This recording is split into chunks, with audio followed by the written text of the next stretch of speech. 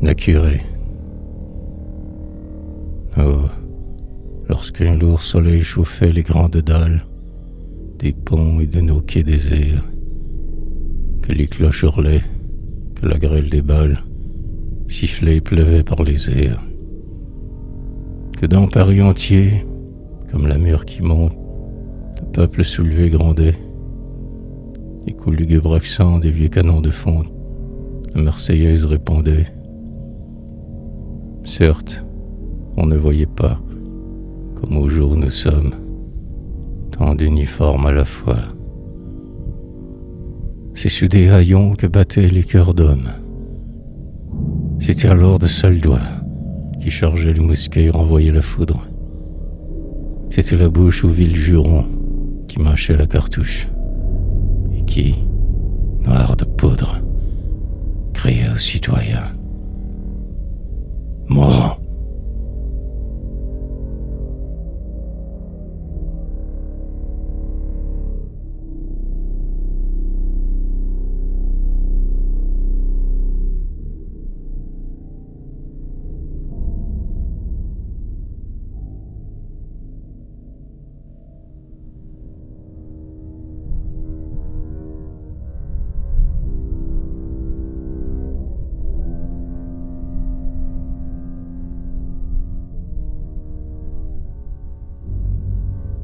Quand tous ces beaux fils au tricolore flamme, au beau linge, au frac élégant, ces hommes en corset, ces visages de femmes, héros du boulevard de Gaulle.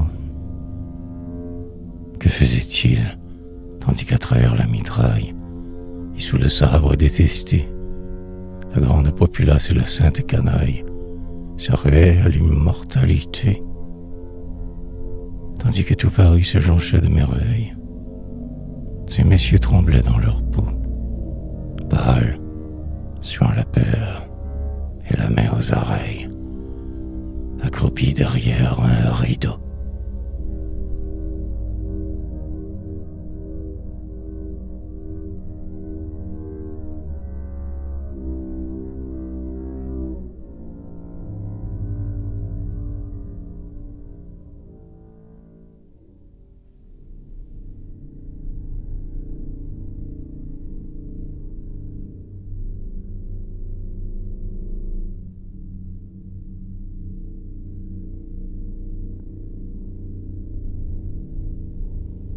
C'est que la liberté n'est pas une comtesse du noble faubourg Saint-Germain.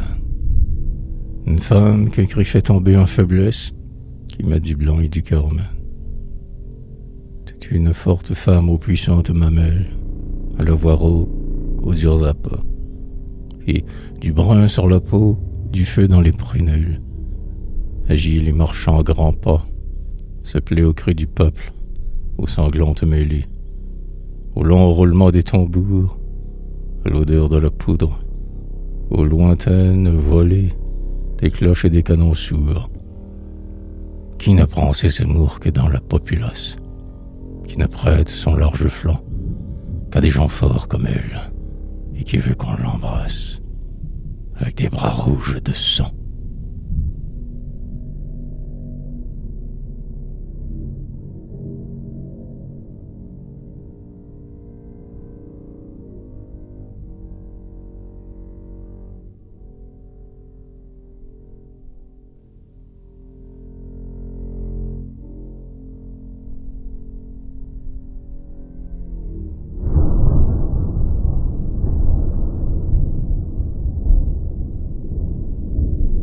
C'est la Vierge fougueuse, enfant de la Bastille, qui jadis, lorsqu'elle apparut, avec son air hardi, ses allures de fille, 5 ans mit tout le peuple en rue. Qui, plus tard, entonnant une marche guerrière, las de ses premiers amants, jeta là son bonnet et devint vivandière d'un capitaine de 20 ans. C'est cette femme, enfin, qui, toujours belle et nue, avec l'écharpe aux 3 couleurs, dans nos murs mitraillés tout à coup reparaît.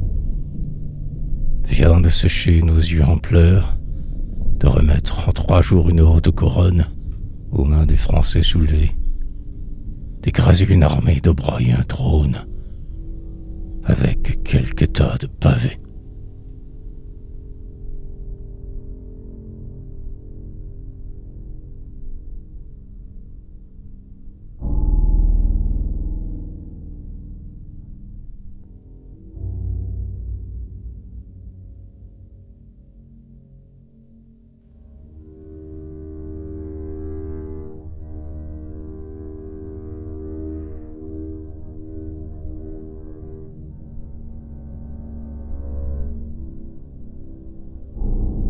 Mais, oh, Paris, si beau dans sa colère, Paris, si plein de majesté, dans ce jour de tempête où le vent populaire déracine à la royauté. Paris, si magnifique avec ses funérailles, ses débris d'hommes, ses tombeaux, ses chemins, des pavés et ses pans de murailles, troués comme de vieux drapeaux. Paris, cette cité de laurier toute sainte, dont le monde entier est jaloux, que les peuples émus appellent tous la sainte, et qu'ils ne nomment qu'à genoux. Paris n'est maintenant qu'une sentinelle impure, un égout sordide et boueux, où mille noirs courants de limons et d'ordures viennent drainer à leur flot honteux. Un tout-dit regorgeant de faquins sans courage, d'effrontés coureurs de salon, qui vont de porte en porte et d'étage en étage, gueusant quelques bouts de galon, et n'a halciné qu'aux clameurs insolentes, où chacun cherche à déchirer un misérable coin des guenilles sanglantes du pouvoir qui vient d'expirer.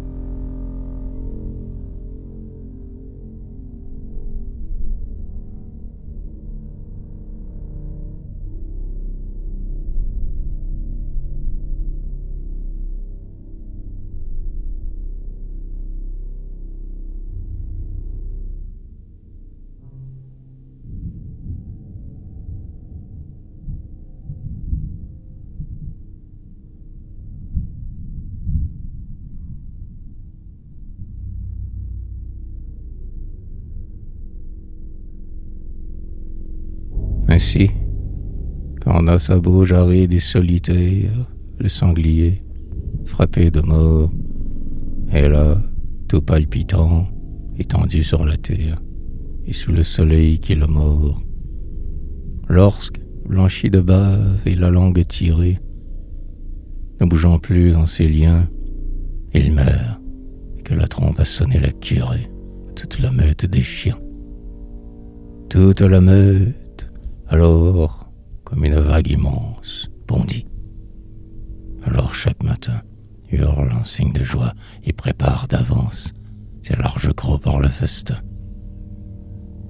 Et puis vient la cohue, et les abois féroces roulent de vallon en vallon. Chiens courants et limiers, et dogues et molosses, tout se lance et tout crie. Allons! Quand le sanglier tombe et roule sur l'arène. Allons, allons, les chiens sont rois. Le cadavre est à nous. Payons-nous notre peine, nos coups de dents et nos abois. Allons, nous n'avons plus de valets qui nous foient, qui se pendent à notre cou. Du sang chaud, de la chair. Allons, faisons répaille, égorgeons-nous tout notre sou. Et tous, comme ouvriers que l'on met à la tâche, fouillent ses flancs à plein museau, et de l'ongle et des dents travaillent sans relâche, car chacun veut un morceau. Car il faut, chenil, que chacun te revienne, avec un os de mi-rongé, et que, trouvant au seuil son orgueilleuse chienne, jalouse et le poil allongé, il lui montre sa gueule encore rouge, et qui grogne, son os dans les dents arrêtées, et lui crie, en jetant son quartier de charogne. Voici ma part de royauté.